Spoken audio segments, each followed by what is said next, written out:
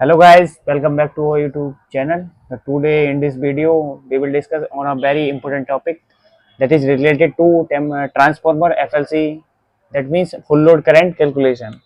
तो हमारे पास है उसके लिए 1600 kVA का ट्रांसफार्मर जिसकी रेटिंग है 1600 kVA। तो हम इसी का आपको दिखाएंगे कि किस तरीके से 1600 kVA का अगर कोई ट्रांसफार्मर है तो उसका आप फुल लोड करंट किस तरीके से निकाल सकते हैं।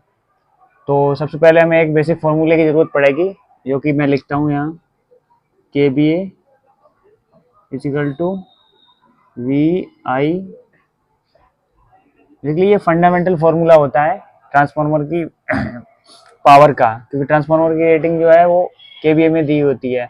बट क्या है कि हमारा जो ट्रांसफार्मर है वो 3 फेज का है, तो हम इसके लिए इसमें √3 मल्टीप्लाइड कर देंगे। बेसिकली ये फॉर्मूला होता है K V equal to √3 V I. Cos phi ये मल्टीप्लाइड नहीं होता क्योंकि ट्रांसफार्मर की रेटिंग है वो केवीए में ही दी होती है। अब वो क्यों केवीए में ही दी होती है वो हम डिस्कस करेंगे किसी और वीडियो में। फिलहाल तो हम यहाँ पे हमें करना है करंट कैलकुलेशन। तो simply I F L C equal to, तो के बी ए को हमें चेंज करना होता है बी ए में, तो K B A multiplied by 1000 and I इधर है तो √3 इंटू वी। ये फॉर्मूला होगा जिसमें आप वैल्यू पुट करेंगे तो कैलकुलेशन आसान होती चली जाएगी। के बी ए तो आप देख सकते हैं यहाँ पे जो रेटिंग दी गई है वो है 1600 K B A multiplied by 1000 and divided by √3 की वैल्यू आप जानते भी होंगे कि 1.732 होती है। और वोल्टेज यानी कि और अगर आपको केवल के बी ए रेटिंग दी जाती है तो आपको इंटरव्यू में पूछना है कि वो ट्रांसफार्मर का जो रेटिंग है मतलब वोल्टेज के फॉर्मेट में वो कितना है। तो बेसिकली ये जो ट्रांसफार्मर था उसकी रेटिंग थी 11/.415 kV। मतलब एक डिस्ट्रीब्यूशन टाइप ट्रांसफार्मर था जिसके primary high voltage side 11 kV मतलब 11,000 वोल्टेज कनेक्टेड है, और जिससे हम आउटपुट लेंगे वो था 415 वोल्ट।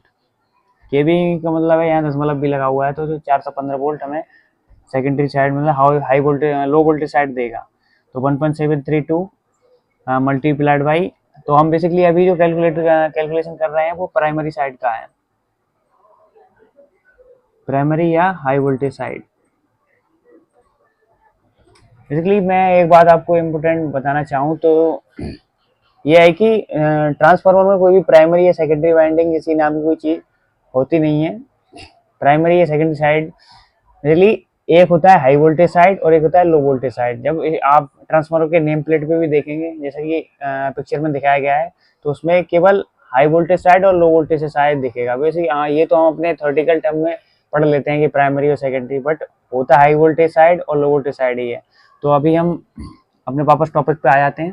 तो जो हम अभी करंट जो कैलकुलेट करेंगे वो प्राइमरी साइड का है। तो प्राइमरी साइड पर वोल्टेज कितना है 11 kV है, 11 kV। तो हमें यहाँ वैल्यू यहाँ ऊपर बी ए में लिखी हुई है तो हम यहाँ भी बी ए में ही लिखेंगे यानी कि 11,000। तो जो वैल्यू आप कैलकुलेट करेंगे वो 600 और 000। इसकी वैल्यू जब आप कैलकुलेटर से कैलकुलेट करेंगे तो आएगी 191052। और जब आप इसे कैलकुलेट करेंगे तो वैल्यू जो आएगी वो 83.98 एम्पियर, अप्रोक्सीमेट 84 एम्पियर। तो इस तरीके से हमने कैलकुलेट किया प्राइमरी साइड का करंट। अब हम कैलकुलेट करेंगे सेकेंडरी साइड का करंट। तो फॉर्मूला सेम रहेगा, बस हमें यहाँ जो वैल्यू पुट करी है वो जो प्राइमरी साइड का वोल्टेज था या हाई वोल्टेज साइड का वोल्टेज था वो बस चेंज हो जाएगा। तो जब हम लो वोल्टेज साइड की बात करेंगे तो लो वोल्टेज साइड का वोल्टेज कितना है 415 वोल्ट। तो जब आप इसकी कैलकुलेशन करेंगे तो ऊपर वाली वैल्यू तो सेम रहेगी, जो नीचे वाली वैल्यू है वो 718.78।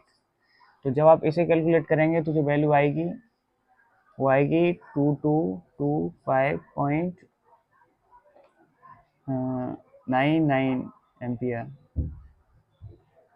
अप्रोक्सीमेट यही वैल्यू आएगी, तो हम इसे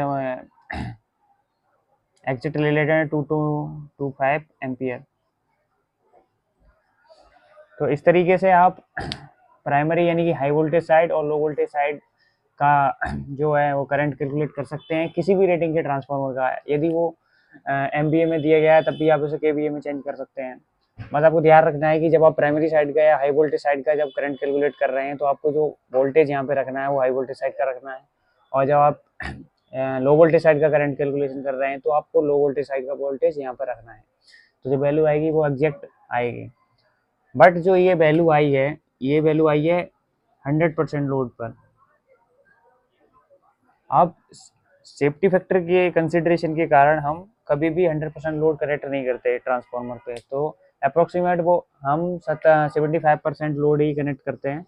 तो जब आप 75% ऑफ FLC इस FLC का निकालेंगे तो वो आएगा Y125 multiplied by 75 divide by 100।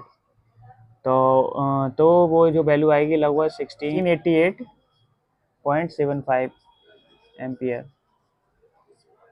तो ड्यू टू सेफ्टी फैक्टर हम केवल 1688.75 एम्पियर मैक्सिमम करंट इससे लोड का जो मतलब अगर लोड इतना करंट ड्रॉ करेगा मैक्सिमम तो हम इससे कनेक्ट कर सकते हैं, क्योंकि सेफ्टी हमेशा मैटर करती है किसी भी सिस्टम में। तो आपको यह वीडियो कैसा लगा? अगर वीडियो अच्छा लगा तो चैनल को सब्सक्राइब कीजिए और अपने दोस्तों के साथ शेयर कीजिए।